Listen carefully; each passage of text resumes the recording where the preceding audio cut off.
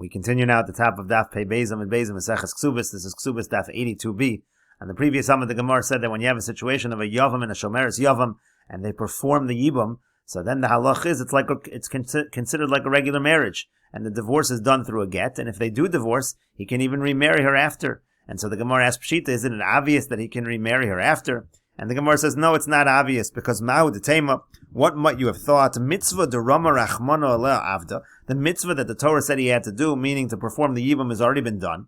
V'hashta take him aleh b'Yisur Eishasach, and so therefore at this point in time, if there's a divorce, there should be the regular prohibition of marrying the wife of one's brother. Maybe he's not allowed to retake her as a wife after he divorces her because of the Yisur of Eishasach. And so that's the Chiddush of the Mishnah. Kamash Malon, the Mishnah comes to teach us, no, once he marries her and does the Yibam, that Yisur Eishasach is no longer, and if he wants to remarry her, he may. And the Gemara says, Ve'ema hachinami. The Gemara says, well, maybe let's say indeed this is the case. Maybe there should be an Isser Eishes Ach if there is no mitzvah of Yibam any longer. And to that the Gemara says, no, Amar Kra, the Pasuk says, well, L'kachalo L'isha, it says he takes her to him for a wife. Kevan Shalakacha Nasas Kishta. Once he takes her, she is like his wife and treated like a regular normal situation of a wife. And so therefore, again, if he divorces her, he is allowed to remarry her. And the Gemara continues at the two dots. The Mishnah also said, Bilvad shetek subas al nichse bala harish. She's considered like his regular wife in all respects, except that her ksuba is paid on the property of her first husband, meaning all the property of her first husband, that's what's mortgaged towards her ksuba. But this second husband, the brother, the yavam who marries her, his property is not mortgaged towards the ksuba.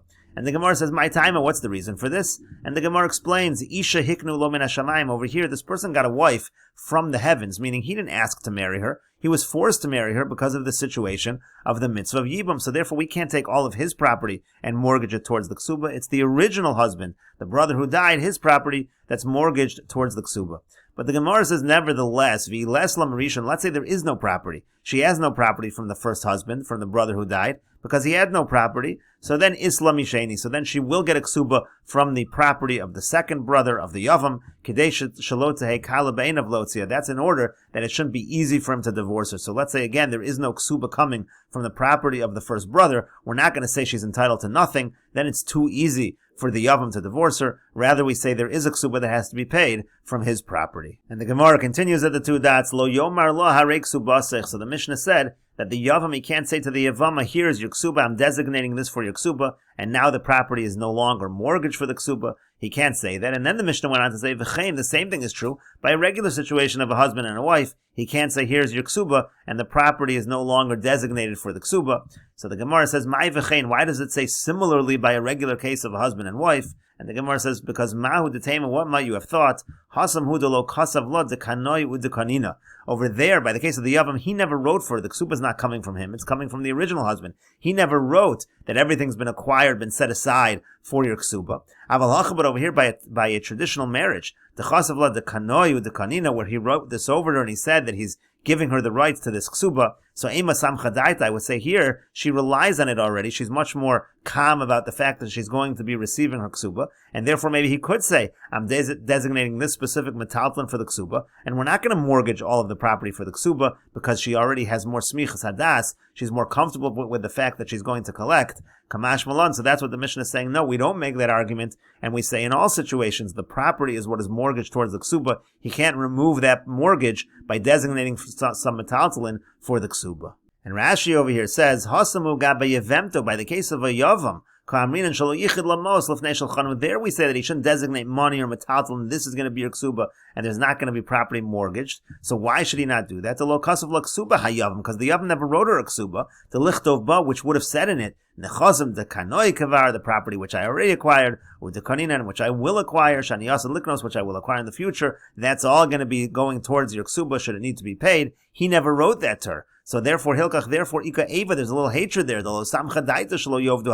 She's not going to rely on this money that he's setting aside. She's afraid it might be lost. So therefore, of course, by the situation of a Yavam, he shouldn't set aside some money and take away the mortgage on the property. But maybe you would think that's not true by a typical case, again, of a husband and wife, and that's why the Mishnah says, V'chein. No, it's also true by a typical situation of a marriage. He shouldn't designate some money for the ksuba in order to remove the mortgage from the property. And the Gemara continues at the two dots. The Mishnah said, Girsha ein la ela ksuba, so that once he divorces her, so she's only entitled to the ksuba, there's no longer a mortgage on the rest of the property. If he wants to sell the other property or give it away, he is allowed to.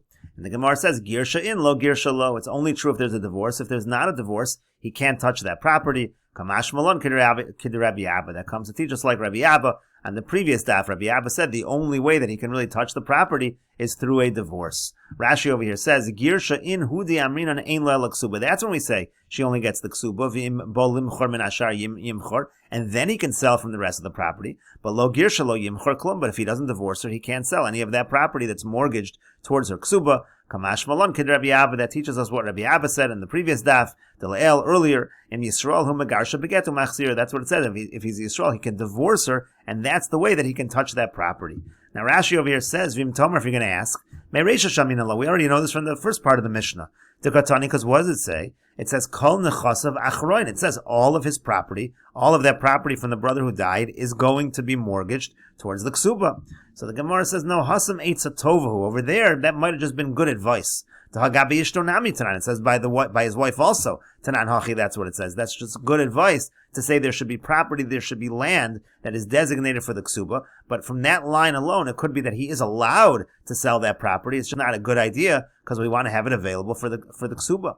Aval mehach Mishnah Yisrael, but from this extra line in the Mishnah, Shaminan Davka Girsha, that's telling us no, it's only if there's a situation of a divorce. Because if not for telling us that extra idea, for what reason is it learned at all? If it's for that line itself, it's obvious. So obviously she only gets her ksuba.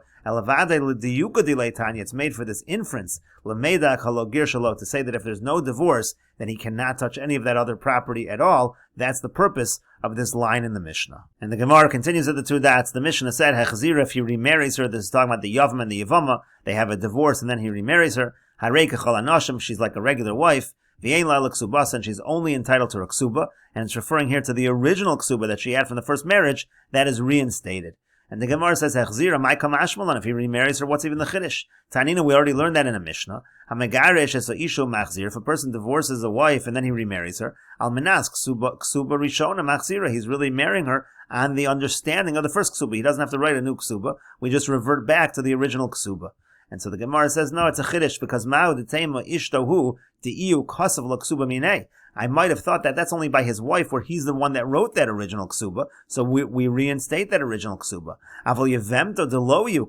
But by the case of Yavama, where he didn't write the original ksuba, it was written by the brother who died, so if he goes ahead now and divorces her and he remarries her, maybe he has to write a new ksuba that really comes from him, not the original. So Kamash Malon, so it comes to teach us, no, she gets the original ksuba, but again, she's treated like a regular wife, so we don't say all of the original property is mortgaged towards the ksuba anymore. Rather, we say she's only entitled to the ksuba. And the Gemara continues at the two dots. Some Rav Yehuda says, Barishona originally, Hayukosun levasula masayim ulealmona mona, they would write for a basula 200, for her ksuba, and the almana would get 100. Vayu mazkinim, and they would grow old. V'lo hayu nosim nashim, and they wouldn't get married. At Shabbos Shimon ben Shetach, until Shimon ben Shetach came, v'tiken kol nechasav achroin l'chsubasa, and he instituted that all of his property is achroi, is mortgaged for the ksuba. Rashi over here says, Hayu kosvin v'lo hayu meshavdim nechsein la'achrayis ha'ksuba. In other words, they would write the ksuba, but they wouldn't designate their property. They wouldn't mortgage their property as achrayis for the ksuba. And therefore there were no weddings. They didn't want to marry. The women didn't want to marry them. Amru, they said, if the husband dies, or if he's going to divorce me, there's not going to be anything available to collect. Because all of the inheritors, they're going to hide the money of the Yerusha, and I won't have anything. And so that's why Shimon ben Shetach came along and he said, no, the property has to be mortgaged for the ksuba, and that allowed the women to be comfortable to get married. And the Gemara continues at the two dots. Tanya nami hachi. We have a brisa that says this as well. Originally, they wrote for the basula 200 and the almana 100. And they would grow old and they wouldn't get married. So the original takana was they would place the money in the house of her father, and that way it would be available. She wouldn't have to be worried. But still, when he'd get angry at her, Omer Allah, he would say to her, just go get your ksuba. It was too easy at that point for the husband to divorce his wife. In a moment of anger, he would just say, your ksuba is available, it's waiting for you, I'm going to divorce you. So then they made another takana. They said instead she should place the money in the house not of her father, but in the house of her father-in-law. Ashiros, now the wealthy women, they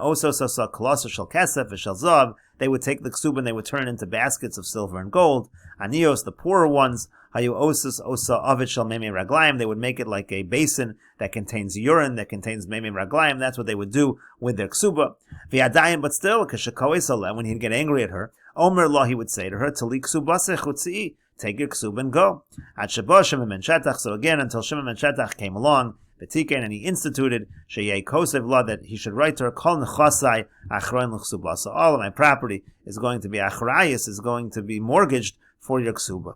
Rashi over here says, Beveis chameh, beveis bala. It really means when we say the house of her father-in-law, it's really of saying in the house of her husband. That's where this money was kept. Ashiro sheksubas and meruba, the wealthy women who had a large ksuba, klosos kaminsal, they would make these baskets of silver and gold. Shemanach asal rosh was a basket she would place on her head. V'nosenas ba plachel achash nesmalia plach tovoy. So she would put the items in there that she used for sewing. She would put it into that basket. So they would fashion this kind of basket out of the money. And ovet lememe raglayim, and those who were poor, they would make this ovet, which was like a basin that contained the urine. That's what they would do. That's what they would fashion with the funds of the ksuba.